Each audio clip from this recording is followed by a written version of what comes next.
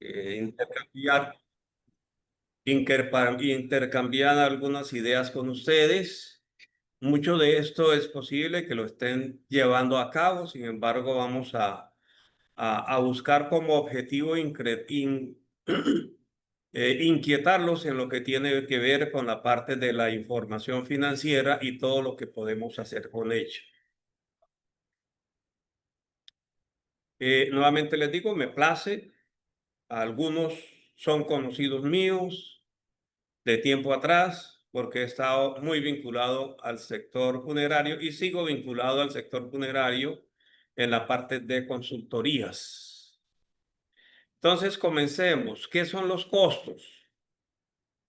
Digamos que los costos son recursos invertidos por la empresa para producir un producto o para fabricar un servicio. Entonces aquí ya estamos hablando de que los costos no solamente es para el sector industrial, sino para el sector de servicios. Entonces, aunque los costos tuvieron su desarrollo inicial en el sector industrial, que fue el que fue creciendo exponencialmente durante muchos años, ahí se originaron los costos. Pero hoy día, en el sector servicio ha tenido una relevancia importantísima en el crecimiento económico de los países y contribuye fundamentalmente en el crecimiento del país a través del Producto Interno Bruto. Entonces eso hace que en la prestación del servicio se haya potencializado la parte de costos. Entonces hablamos hoy de costos en la prestación de servicios y hablamos de costos también en la parte industrial. En la prestación del servicio podemos hablar costos de un equipo de fútbol. Hablamos de costos en la parte energética. Hablamos de costos en el sector de la salud. Mire, el sector de la salud, que yo estuve vinculado con él también en una IPS, porque en Comultrasan me tocó manejar también la IPS. Una IPS lleva el control de los costos que genera cada uno de los médicos. Cuando ustedes van a consulta, la IPS tiene el control, ese médico que trabaja para ellos, qué cantidad de exámenes de diagnósticos está enviando, qué medicamentos se está enviando, de tal manera que le hacen un seguimiento al médico. Entonces ese médico trata de curarse un poco en salud cuando al finalizar el mes diríamos que está sobregirado. Porque ese médico le dicen los directivos de la IPS, doctor, bájele un poco a la formulación de exámenes de diagnóstico y a la formulación de medicamentos. ¿Ahí qué es? Ahí estamos hablando de los costos.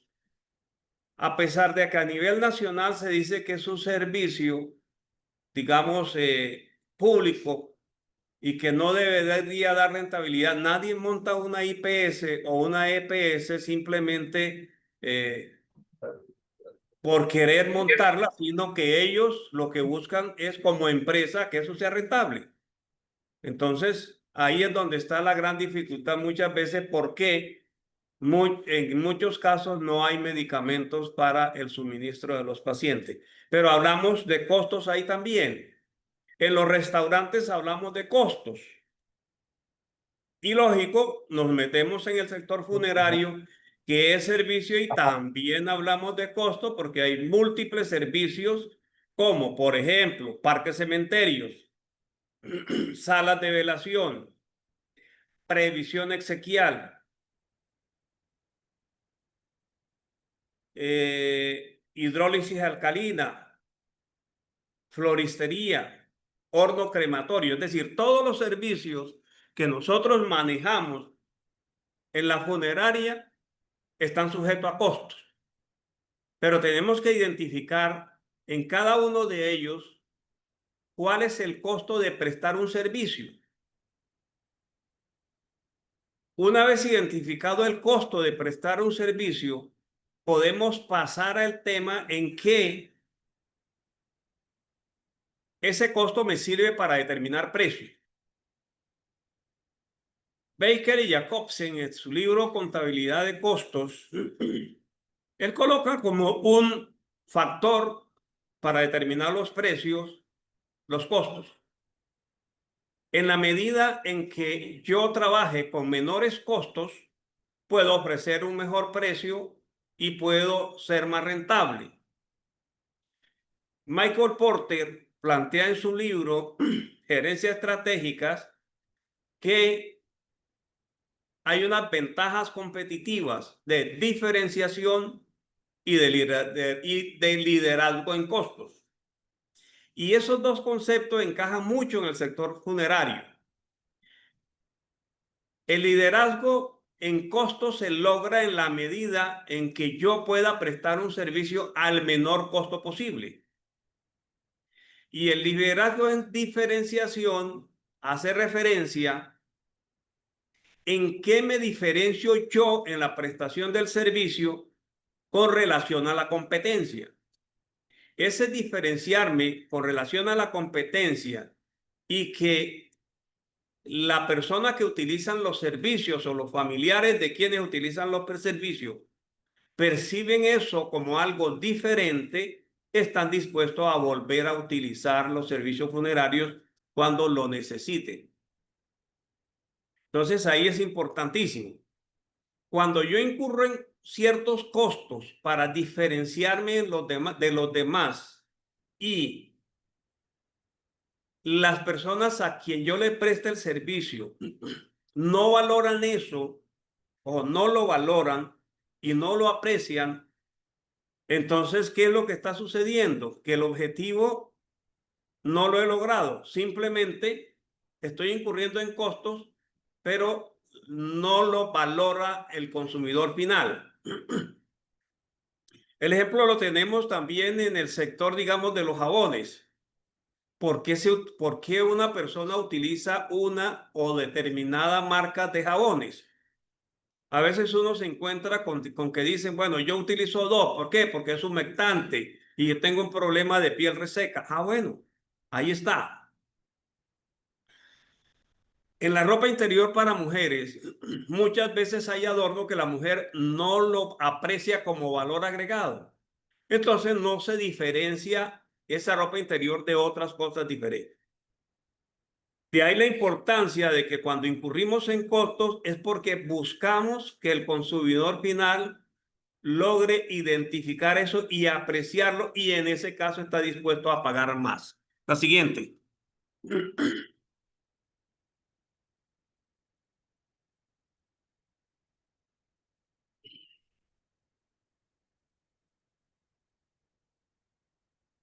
Entonces decíamos que tenemos costos en la parte industrial y tenemos costo en la parte de prestación de servicio.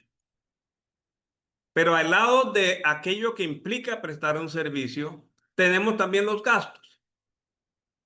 Y los gastos son los recursos en que incurre una empresa funeraria para vender sus productos, para administrar las diferentes unidades de negocio.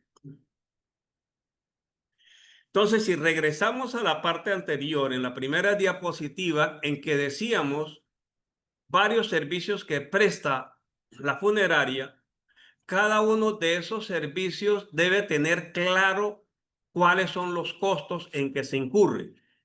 Y si hay otros servicios adicionales, pues hay que incluirlos también ahí y costearlos.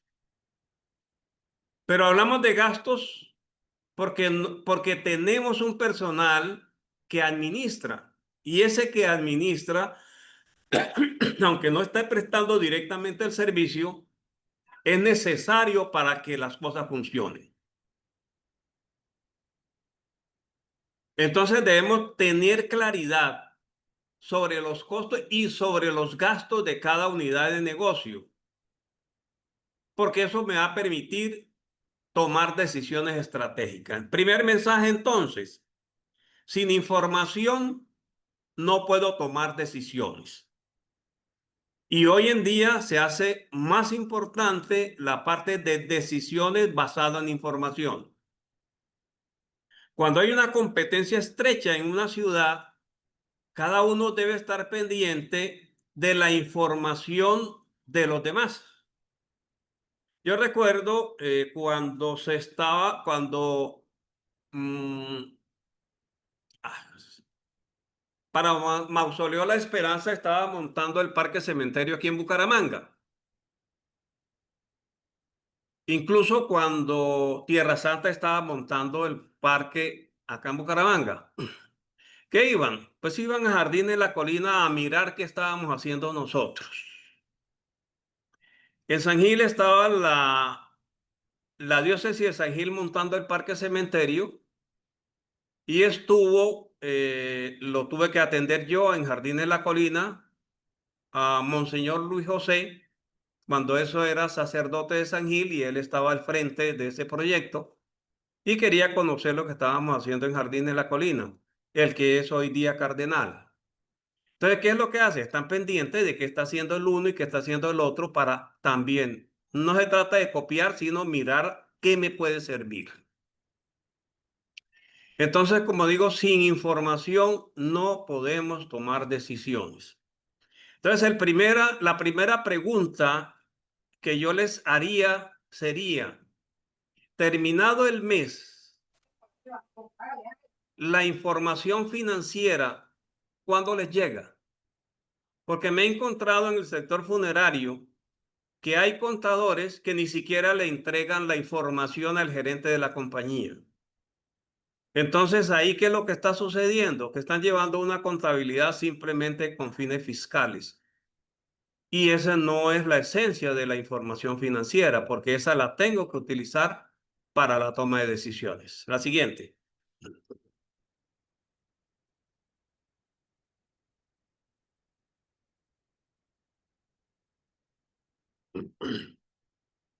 Normalmente hablamos de balance general y hablamos de estado de resultados.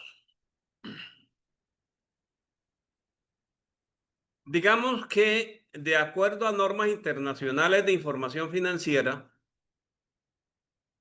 tenemos 4 estados financieros básicos que son obligatorios para las empresas.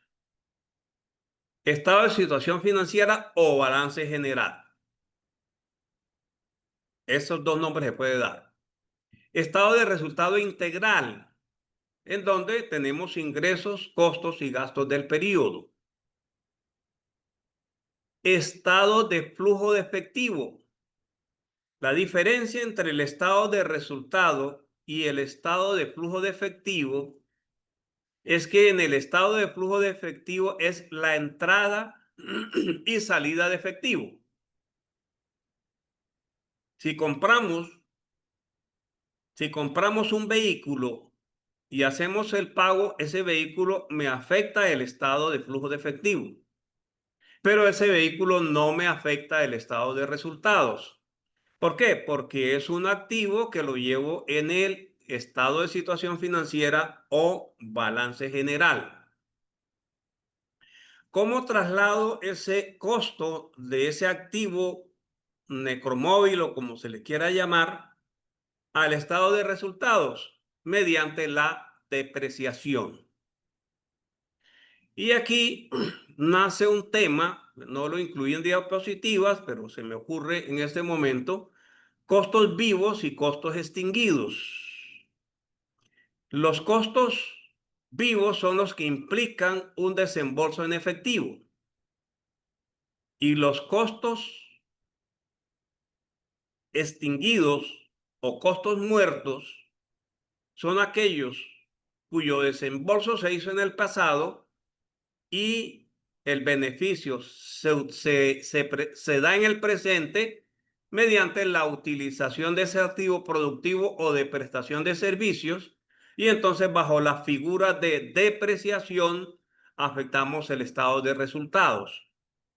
Pero esa depreciación no me afecta el flujo de efectivo porque no implica una salida de efectivo. El otro estado, el cuarto estado, es el estado de cambio en el patrimonio. Es decir, cómo varió el patrimonio de un mes a otro o de un año a otro. Y dato importante, notas a los estados financieros. Y esas notas en los estados financieros son explicaciones detalladas de cada una de las cuentas. Entonces, todo ese paquete constituye los estados básicos financieros. Cuando uno está mirando digamos, el estado de situación financiera o el estado de resultado, por ejemplo, de una empresa, en el cuerpo del estado aparece nota 1, nota 2, nota 3 y así sucesivamente. Si usted quiere profundizar en ese tema, simplemente abra la parte de notas y diríjase allá. Entonces en la nota hay unas explicaciones más importantes. Por ejemplo, que hay inversiones en depósitos a término. Listo, ahí aparece en el estado de situación financiera. Pero en notas de los estados financieros yo puedo encontrar una relación en qué banco están los depósitos a términos y a qué tasa de interés están colocados. Entonces ahí podemos hablar de una tasa efectiva, que es lo mejor que se puede utilizar, no de tasa nominal. Aunque la tasa nominal es la que se utiliza para el pago de los intereses, pero en términos del costo del dinero hablamos de tasa efectiva anual. Por eso, cuando la Superintendencia Financiera de Colombia certifica el interés moratorio para el mes siguiente, lo certifica en términos de tasa efectiva anual. Si lo voy a convertir a cobrar mes vencido, significa que debo hacer esa conversión de tasa efectiva anual a tasa nominal mes vencido. Siguiente.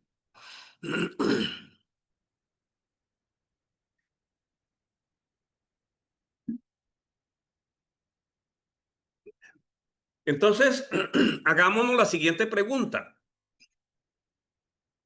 ¿Qué estados financieros me está presentando mi contador?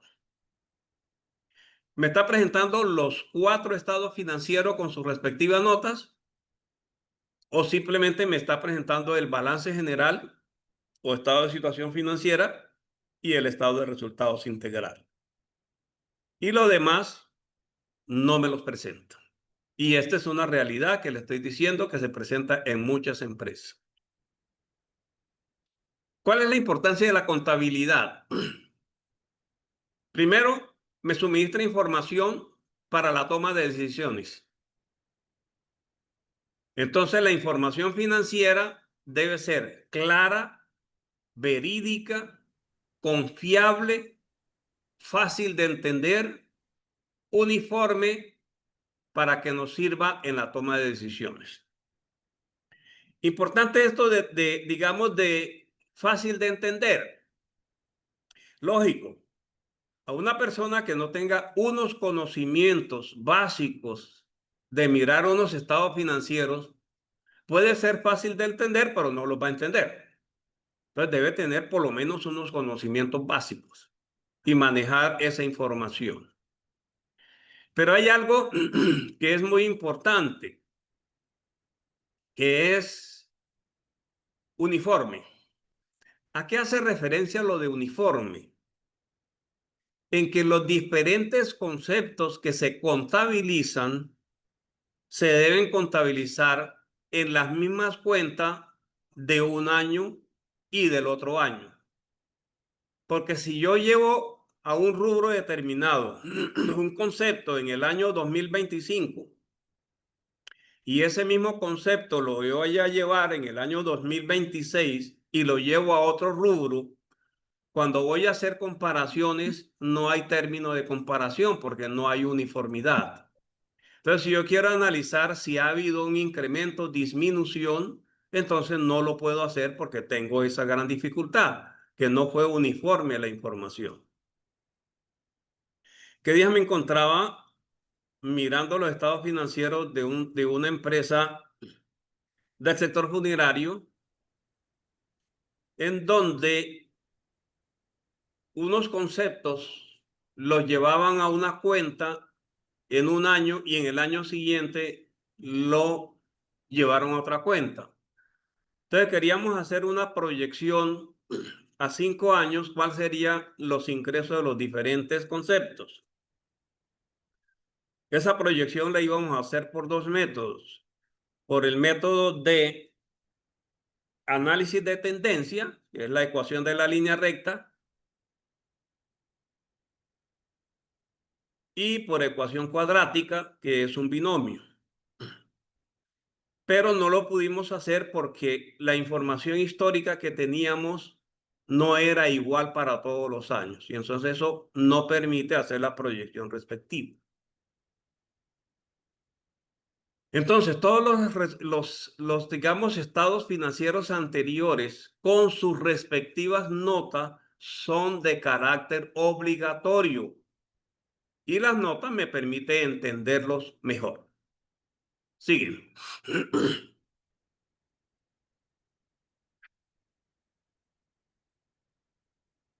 Ya esa la vimos. No, regresemos a la anterior. Listo.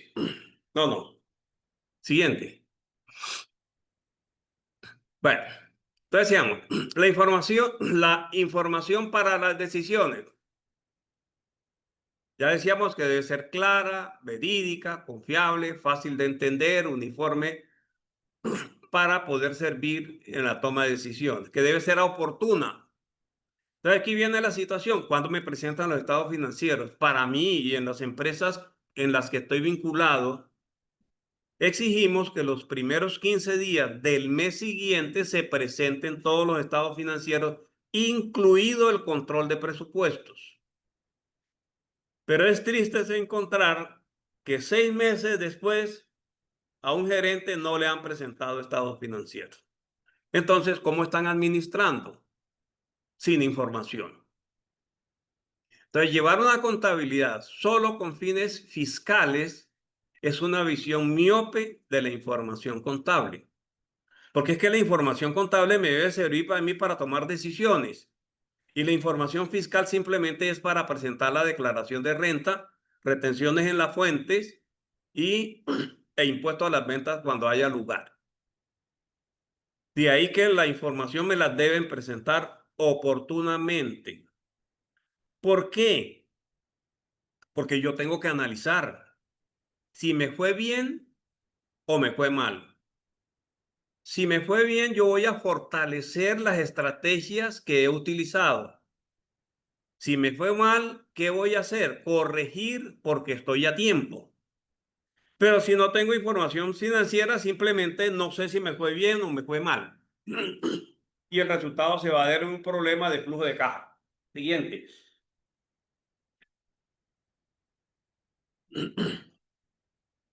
Bueno, tangencialmente vamos a tocar un poquitico la parte de la importancia de los presupuestos. Los presupuestos diríamos que es una carta de navegación.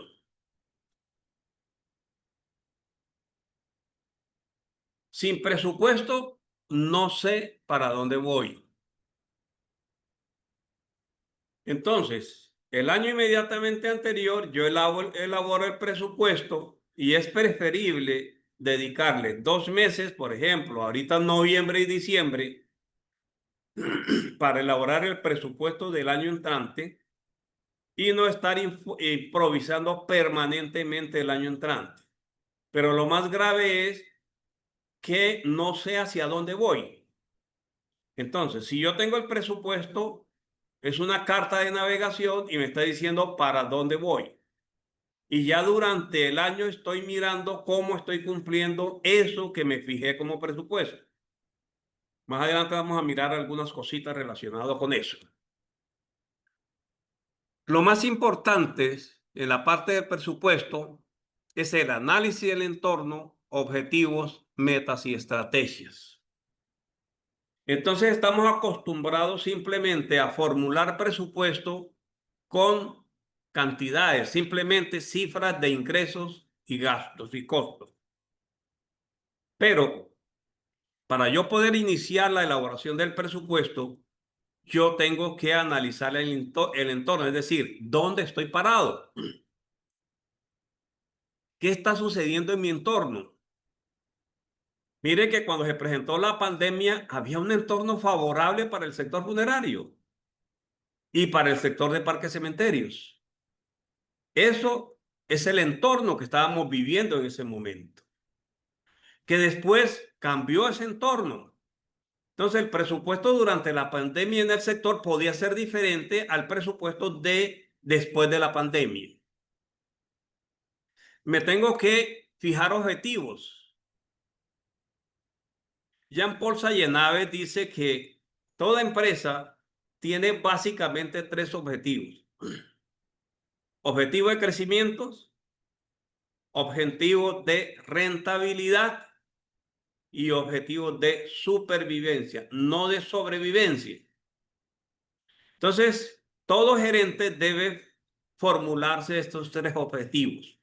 Agréguele otros más si quiere, pero ahí hay tres objetivos: crecer para permanecer en el mercado y ser rentable.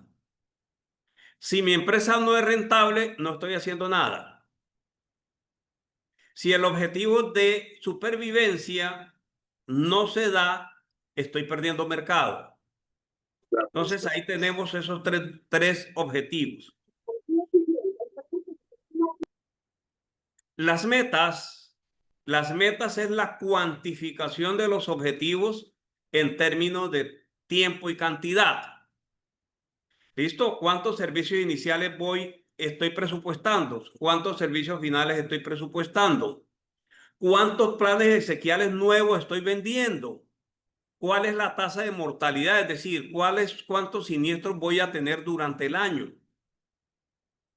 ¿Cuál es el crecimiento que voy a tener en previsión exequial?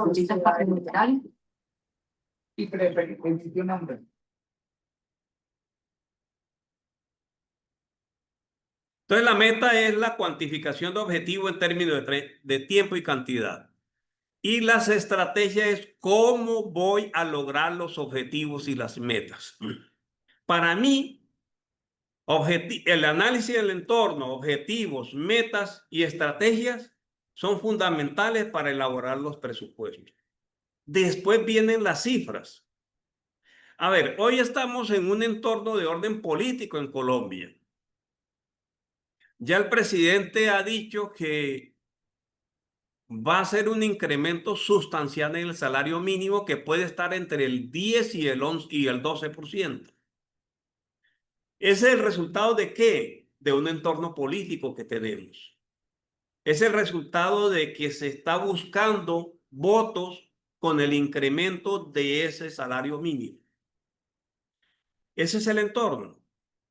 Cuando venga otro presidente, va a cambiar ese entorno con toda seguridad.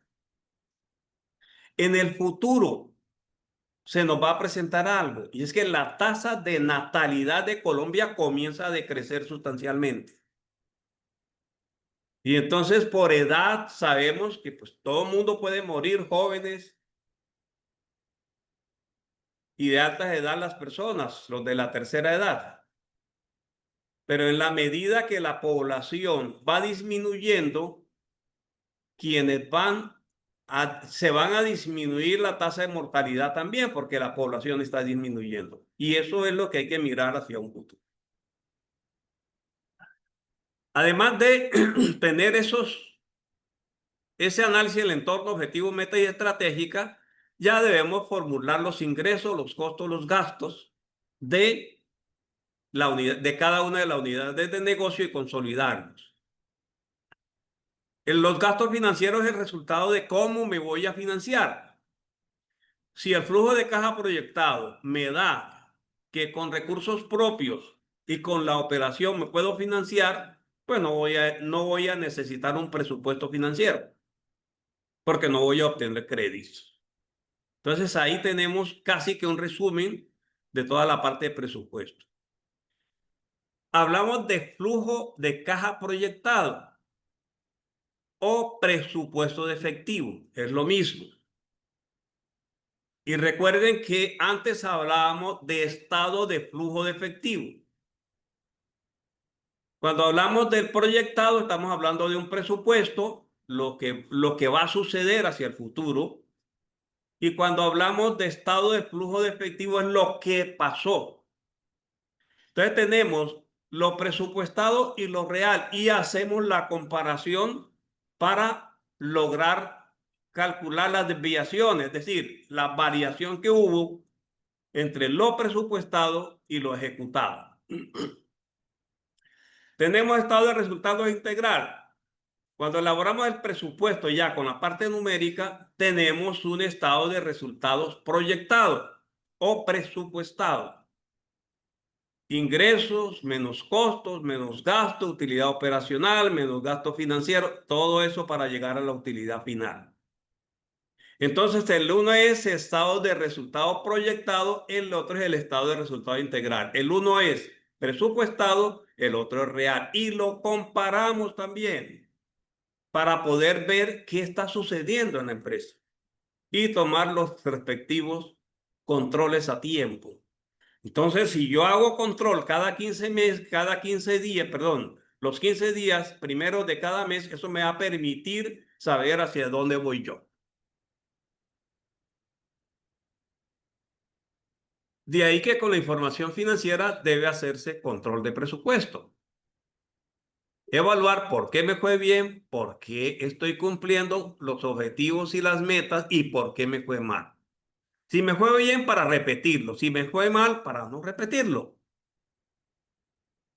Mire, hay una experiencia en términos de prever toda la situación que se va a dar. En Jardín de la Colina, nosotros, ¿qué hacíamos? El Día de la Madre. El Día de la Madre, eh, regalábamos unos globos blancos. Le entregábamos una tarjetica a las personas para que le escribiesen un mensaje a su ser querido. El sacerdote hacía una bendición de los globos y luego se soltaban todos los globos. Eso estaba previsto que lo íbamos a hacer. Y ya como lo teníamos previsto como estrategia y sabíamos para cuándo era, pues ya había que entrar a presupuestar cuánto nos valía el helio, los globos y todas las cosas. Teníamos una misa a las 10 de la mañana. Entonces, desde el mes de noviembre o diciembre, yo estaba contactando al señor arzobispo para que se comprometiera a celebrarnos la misa de las 10 de la mañana. Entonces ya estábamos definiendo eso. Noche de la velita que, que las colocamos en funcionamiento ahí en Jardín de la Colina. También hacíamos unas estrategias, era regalarle un farol a todas las personas que llegasen, le regalábamos su vela, se celebraba una misa especial sobre las 6:30 de la tarde, iba un sacerdote que celebraba esa misa, que llegara a la gente, el sacerdote hacía la bendición del fuego, se apagaban todas las luces y luego se comenzaban a prender todos los faroles. Y había unos mensajes especiales, pero eso lo teníamos que definir también con anterioridad y costearlo con anterioridad. La misma situación para el Día de los Difuntos. Entonces, todo eso uno lo está definiendo desde el año anterior. ¿Qué vamos a hacer? ¿Qué estrategias vamos a utilizar? Y ya de ahí en adelante simplemente es ejecutar. Pero cada actividad que realizábamos, una vez terminada la actividad, nos reuníamos el lunes siguiente con el equipo directivo y analizábamos en qué habíamos fallado. Incluso teníamos que solicitarle al tránsito que nos enviase alférez para organizar el tránsito. Entonces simplemente es evaluar cada actividad que uno hace, evaluarla, si le fue bien, le fue mal y corregir. porque eso me va a permitir que al año siguiente las ejecute de una mejor manera. Siguiente.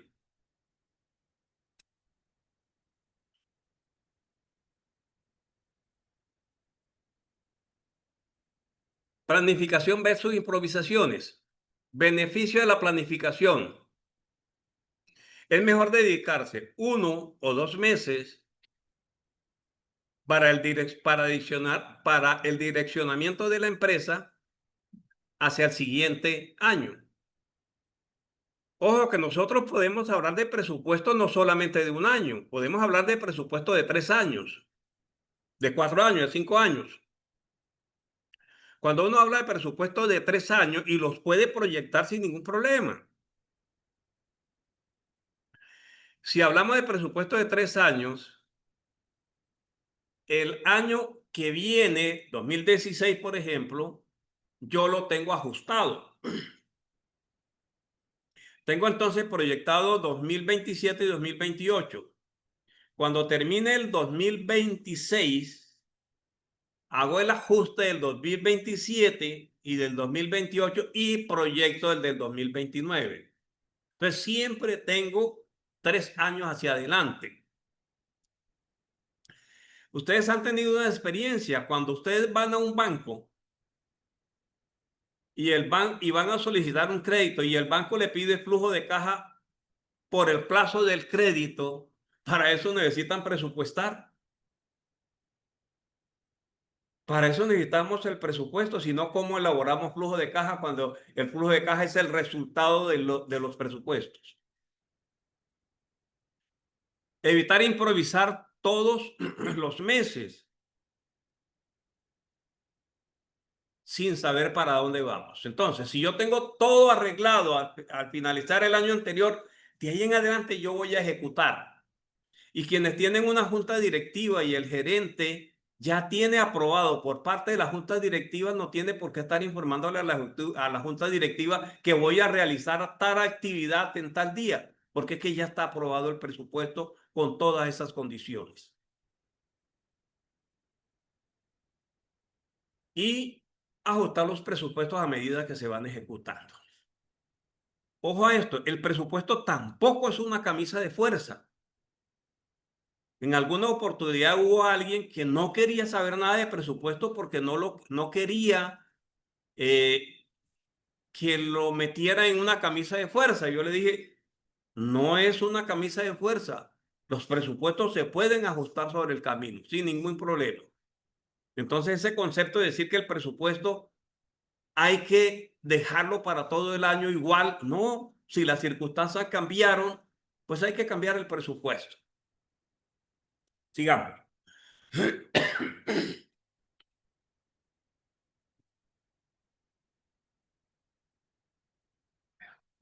Bueno, ya me anticipé en esto, que los objetivos son el Estado para una organización en el largo plazo. Ejemplo, obtener una justa retribución al capital de los socios. Que la meta es la cuantificación de objetivos en términos de tiempo y de cantidad. Un ejemplo, lograr una rentabilidad sobre el patrimonio del 20% en el próximo año. Entonces, estamos diciendo tiempo y estamos diciendo cantidad, 20%, y estamos diciendo que es para el próximo año. Algunas metas simplemente es cantidad, algunas metas simplemente es tiempo. Entonces se dan las dos cosas a veces.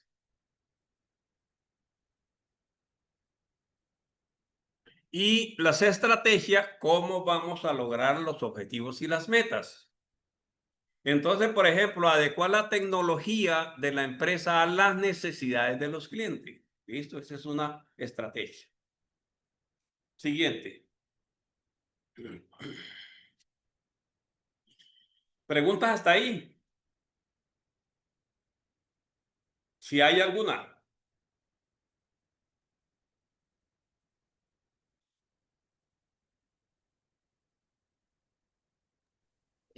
Doctor Moisés, en el chat tampoco hay preguntas. No sé si alguien quiera levantar la mano y formular algunas, si tienen dudas, si quieren ampliar, pues como em, algo de lo que el doctor nos ha dicho hasta ahora o si continuamos.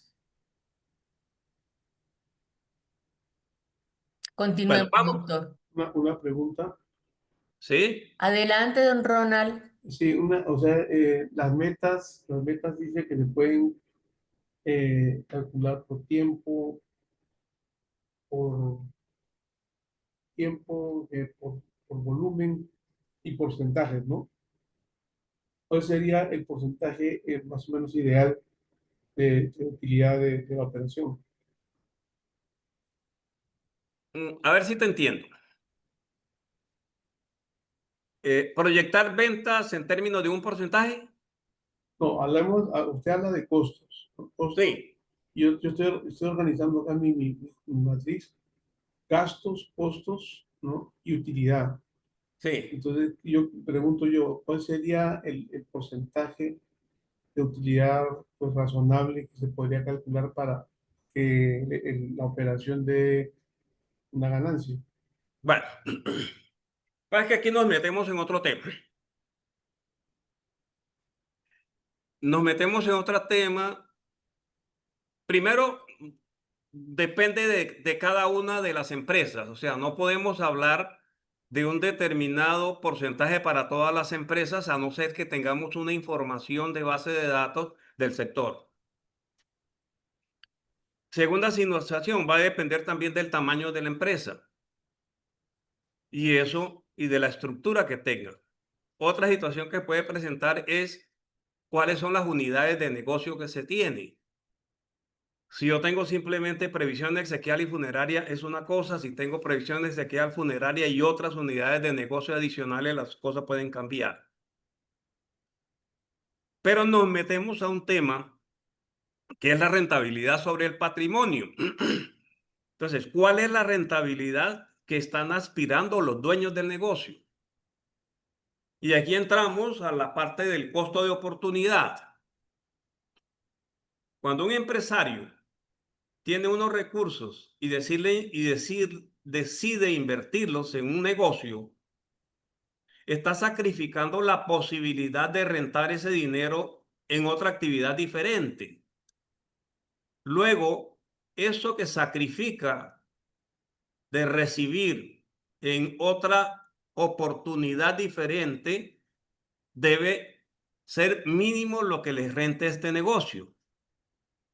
Pero como implica un riesgo adicional, entonces hay una especie de prima de riesgo y entonces la rentabilidad que me va a pedir ese accionista va a ser mayor. Eso hablando de rentabilidad sobre el patrimonio.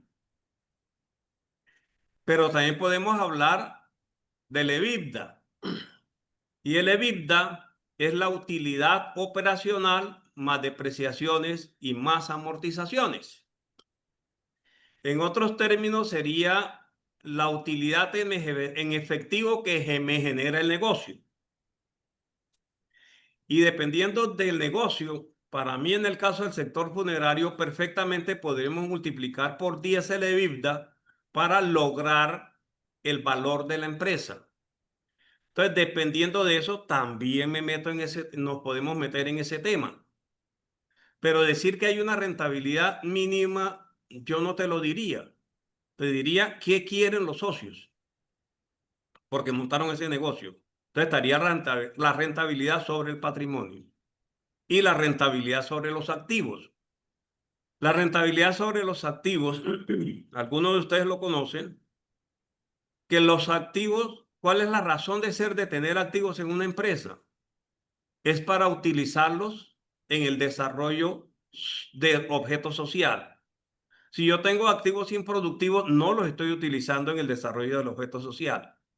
Entonces, la rentabilidad sobre el activo también es una medida para ver si el negocio está haciendo bien o está haciendo mal.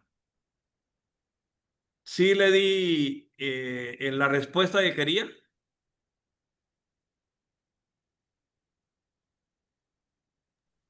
Sí, me está orientando. Muchas gracias. Bueno, ¿otra pregunta?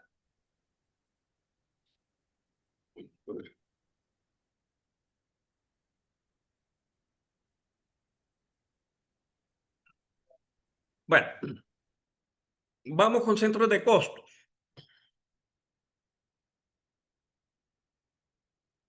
Los estados financieros propiamente es una bolsa común que tenemos. Y ahí van todas las unidades de negocio porque yo no puedo presentar estados financieros para el público, sino uno solo. Pero yo sí necesito saber cómo están las unidades de negocios. Entonces, una unidad de negocio o departamento dentro de una organización en que se incurren costos y gastos en la prestación del servicio. Ahí tengo un centro de costos. Pero algunos centros de costos tienen ingresos, otros no tienen ingresos, otros solamente tienen costos. Entonces, el problema es que cuando tienen costo y están apoyando a varias unidades de negocio, tengo que buscar una forma que me permita hacer una distribución equitativa entre las diferentes unidades de negocio para poder analizar el resultado de cada unidad de negocio. Entonces, yo puedo tener, digamos, talento humano como una gerencia general. Si yo tomo talento humano, los gastos de talento humano los puedo repartir en las diferentes unidades de negocio de acuerdo al número de empleados que hay en cada unidad de negocio, porque talento humano que me administra precisamente el recurso humano. Pero cuando yo tengo ya definidas las unidades de negocio, puedo entrar a evaluar el resultado de cada una de ellas. Entonces, si tengo previsión exequial, yo tengo que evaluar cómo está previsión exequial. Si tengo la parte de funeraria como sala de evaluación, tengo que evaluar cómo está la funeraria. Si tengo parque cementerio, cómo está la parte de parque cementerio. Si tengo floristería, voy a evaluar la floristería. Si tengo cafetería, voy a evaluar la cafetería. Que la funeraria le presta el servicio a previsión exequial, pero que no se lo debe prestar gratis, entre comillas. Entonces, que aquí hay unos gastos imputados y costos imputados para efecto de decir, bueno, cada servicio que se le preste a previsión exequial le va a reconocer un determinado valor a la funeraria. Entonces, con eso, previsión exequial tiene los costos de los siniestros, más toda la parte de ventas y todo lo que implica manejar previsión exequial. Pero entonces le estoy diciendo, para efectos de evaluación, que la siniestralidad afecta a la unidad de negocio de previsión exequial, más no de la funeraria en sí. Pero los que son servicios directos, pues sí, ese es un ingreso para la funeraria directamente, pero también tiene sus costos y gastos. Ahí no interviene previsión exequial. Pero eso me va a permitir evaluar las diferentes unidades de negocio. Sigamos.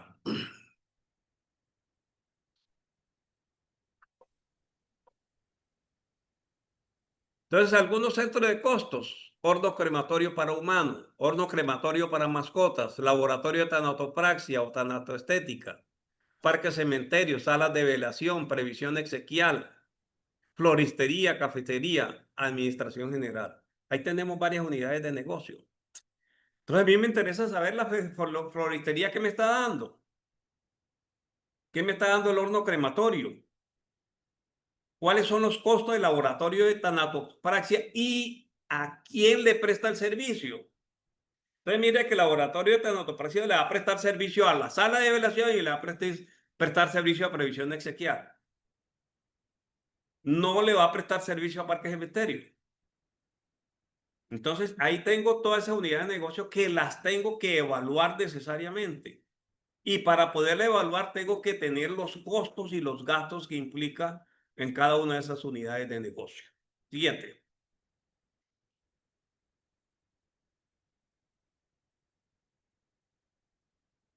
Entremos a un concepto que nos permite más adelante utilizarlos en presupuesto. ¿Qué son costos variables? son aquellos que fluctúan o cambian de acuerdo a los cambios que se experimenten en la prestación del servicio o en la producción. Aquí sería en la prestación del servicio. El ataúd o cofre. Si yo voy a prestar un servicio, pues debo suministrar el ataúd o cofre. Eso es variable. Entre más servicio preste, más costo voy a tener. Entre menos servicio preste, menos costo voy a tener.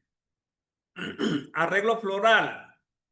Si la funeraria suministra un arreglo floral en la parte de previsión exequial, pues lógico, entre más va a haber más costo, entre menos va a haber menos costo.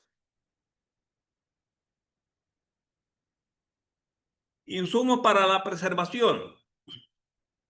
También dependiendo del número de cuerpos que yo esté preparando, pues de acuerdo a eso voy a utilizar más o menos insumos. Pero observen que esos están cambiando o están fluctuando de acuerdo al volumen de servicio. Si no prestase ningún servicio, el costo es cero. En ese caso, los variables. Los fijos son aquellos que permanecen relativamente constantes frente a los cambios que se experimentan en la prestación del servicio. ¿Por qué hablamos de relativamente constantes? Porque es que un costo fijo puede cambiar y no necesariamente cambia de acuerdo al volumen de venta. Ejemplo clásico, el arriendo. Si yo pago arriendo, el arriendo permanece constante, no está dependiendo del volumen de prestación de servicio. Pero el arriendo tiene unas cláusulas en que se incrementa el precio a partir de un determinado mes.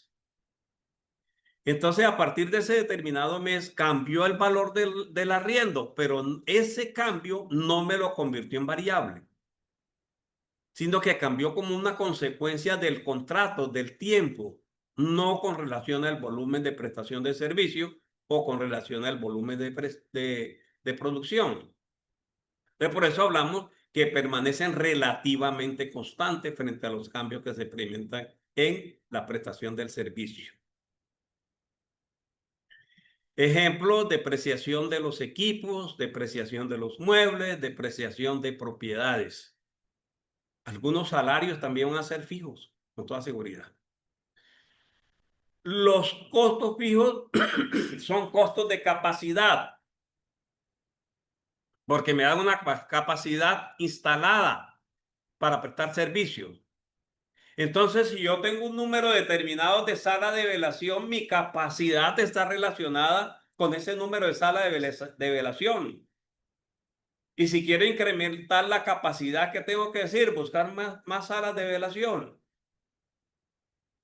Entonces, ese costo de estructura que tengo yo ahí me da para eso. Si tengo instalado un laboratorio de tanatopraxia y el número se incrementó sustancialmente, ¿qué hago? Pues listo, trabajo a las 24 horas, pero si eso no me resulta suficiente, ¿qué debo hacer? Otro laboratorio. Entonces me va a dar una estructura mayor. Entonces ya tengo posibilidad de atender un mayor número de servicios.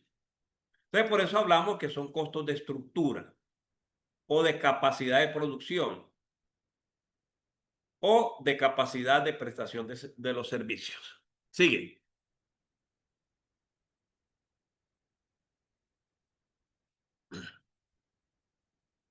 Como vamos a hablar también de ventas, sobre todo en previsión exequial, en ventas también tenemos fijos y variables. Entonces, los fijos en ventas son aquellos que fluctúan o cambian de acuerdo al volumen de venta. Ejemplo, comisiones sobre venta. Pero como las comisiones sobre ventas me arrastran cesantías, primas, vacaciones, intereses a cesantías, ARL, seguridad social, en pensión, recuerden que los contribuyentes no pagan salud.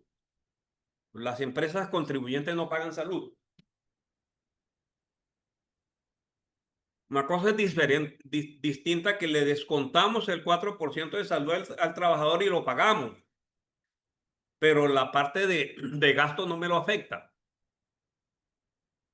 No paga bienestar familiar, no paga SENA, paga caja de compensación familiar. Entonces, todo eso que va amarrado de la carga prestacional y los parafiscales se me convierten también en variables porque fluctúan de acuerdo al volumen de ventas. Y los fijos, aquellos que permanecen también relativamente constantes frente a los cambios que se experimentan en las ventas. Entonces, cuando hablamos de costos, estamos hablando de la prestación del servicio y allá hablamos de fijos y variables. Y cuando hablamos de gastos, estamos relacionándolo con el volumen de venta. En ambos casos tenemos fijos y variables. En la medida en que generamos ingresos, aprovechamos la estructura de costos y gastos fijos. Entonces, si yo tengo una estructura de 4 salas de velación, en la medida en que tenga llenas esas 4 salas de velación, estoy aprovechando esa estructura que monté. Entonces, una funeraria que las va a montar nueva, pues no va a montar tantas salas de velación porque no las va a necesitar. Pero sí debe prever de pronto que en un futuro puede haber un crecimiento y que la va a necesitar. Bien.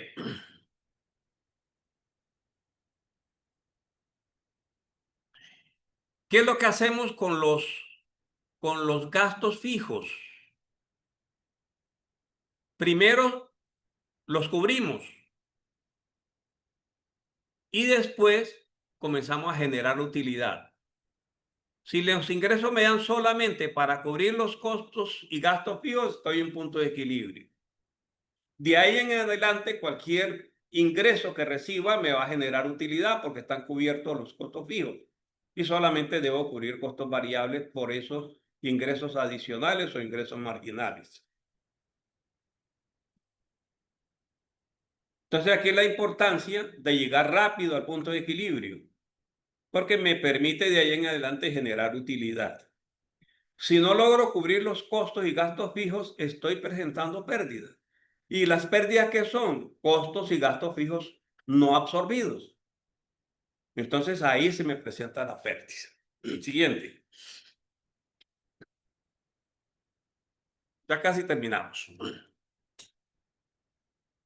Entonces hay una clasificación de costos y gastos según lo podemos identificar con un servicio. Hablamos de costos directos, los, los que podemos identificar con un servicio. El ataúd lo identificamos con el servicio que estamos prestando. Los insumos de preservación los identificamos con la preservación que estamos realizando. Y los indirectos son los que no los puedo identificar con ninguno, pero sí debo buscar una forma de llevarlos a las diferentes unidades de negocio. Diga.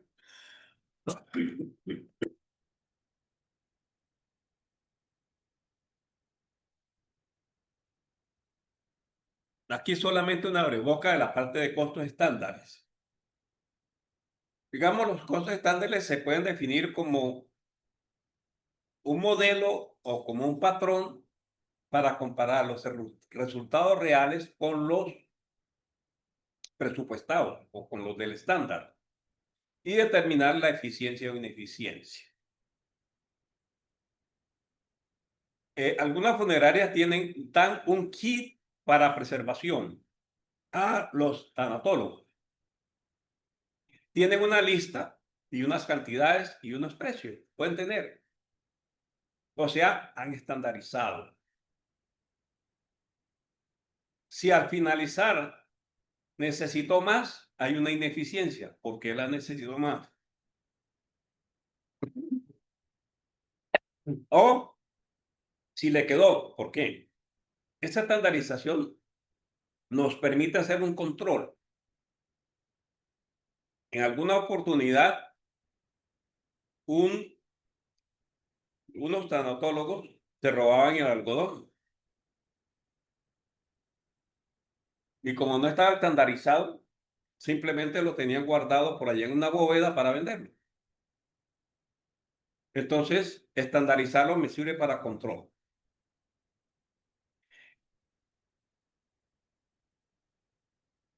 Entonces, para poder estandarizarlo, yo puedo hacer muestra con lotes de prueba, hacer tomas de tiempo para efectos de tiempo si lo necesito. Los kits de cafetería también es exactamente lo mismo. Contiene insumos con las cantidades y precios estandarizados. Entonces, eso me permite, en cierta forma, un control. Siguiente.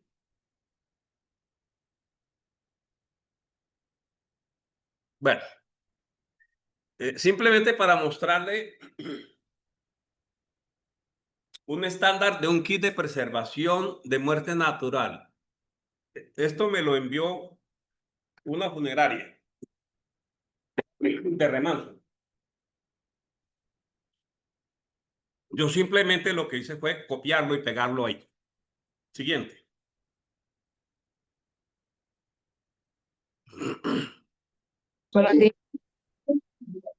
Anterior. Y tienen un kit un kit de preservación para muertes violentas. Exactamente ahí lo tiene. Siguiente.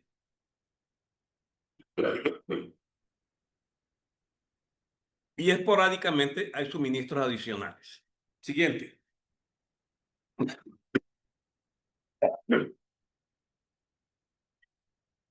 Entonces, los costos son necesarios para la toma de decisiones.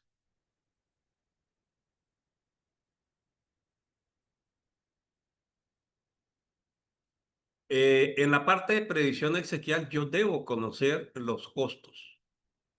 Y dentro de esos costos, recuerden que tenemos la siniestralidad.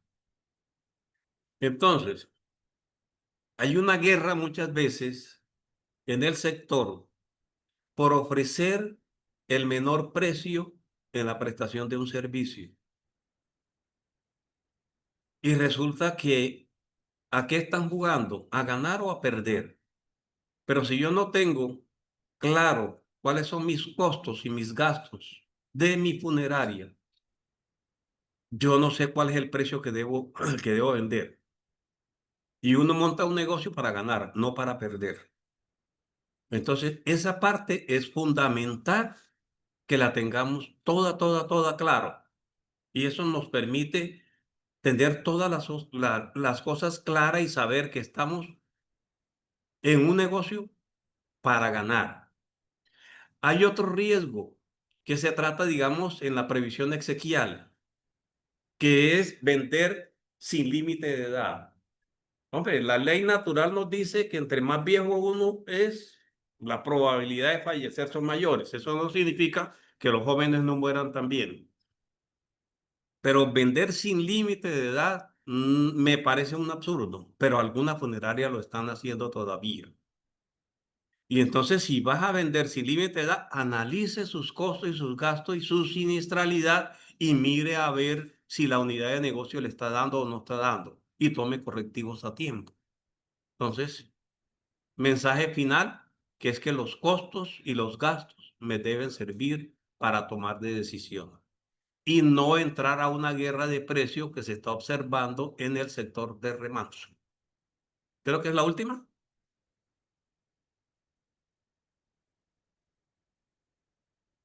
Bueno, ya hablamos del EBITDA, ya solo hablamos. En una pregunta ahí metí ese tema. Siguiente.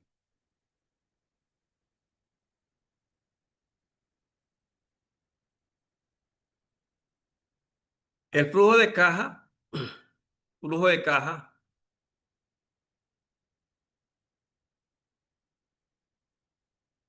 es el efectivo que me genera la empresa después de cubrir costos y gastos operativos, es decir, aquellos que implican una salida en efectivos. Después de hacer las inversiones en propiedades, plantas y equipos y después de incrementar el capital de trabajo. Eso me da el flujo de efectivo o flujo de caja libre. ¿Para qué me sirve?